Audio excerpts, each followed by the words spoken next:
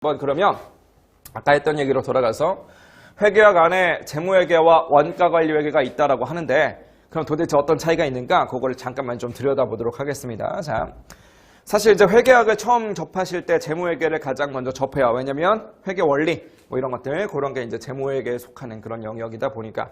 그래서 재무회계라고 하는 것은 기본적으로 어떤 목적을 갖고 있는가? 재무회계는요.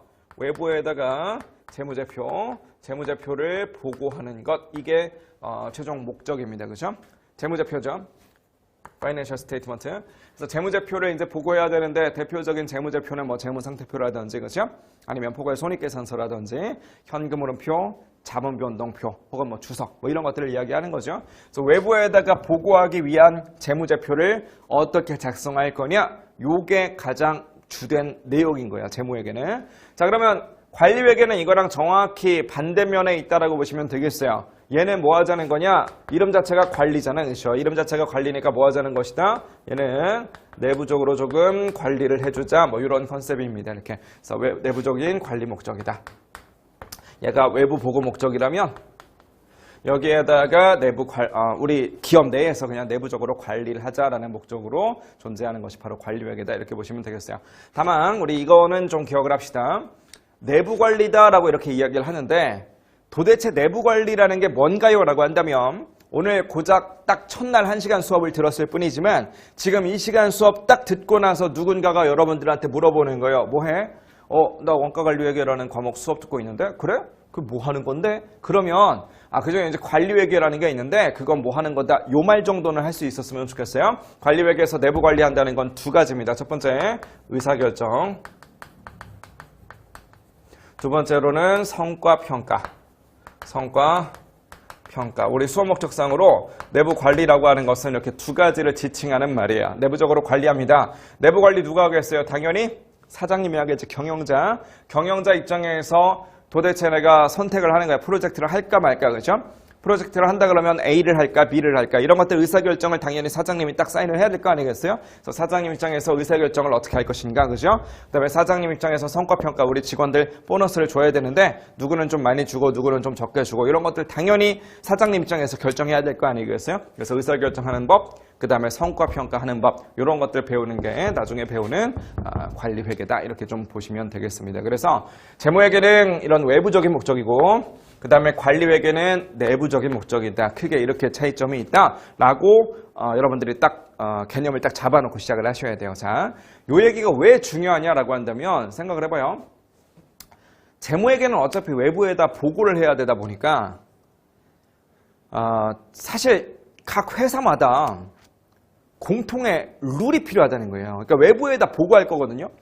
외부에 있는 사람들, 외부에 있는 정보 이용자들 그런 사람들한테 뭔가 보고를 할 거니까 삼성전자 입장에서 외부에 있는 우리들한테 뭔가 보고를 한다.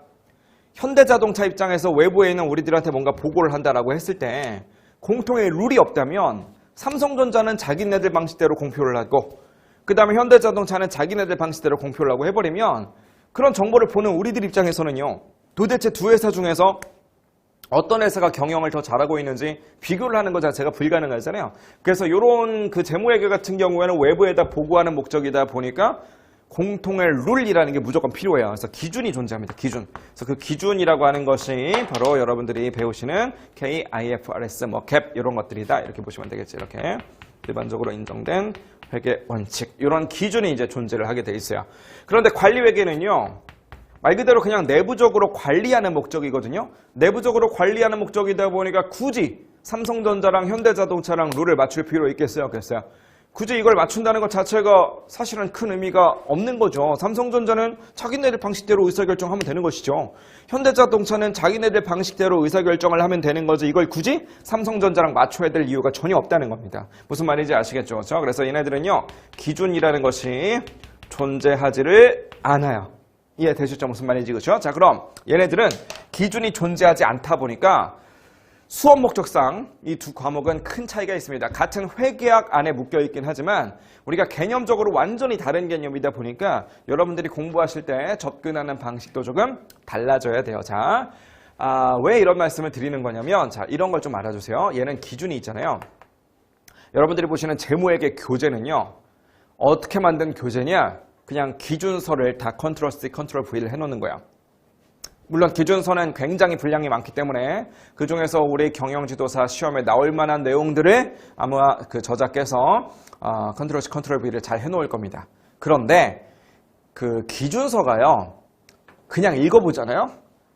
현직 회계사인 제가 봐도 무슨 말인지 알아듣기가 힘들어요. 한 10번 정도는 봐야 이게 무슨 말인지를 알아듣게 돼 있어요. 뭔가 새로운 그런 내용이 나왔을 때.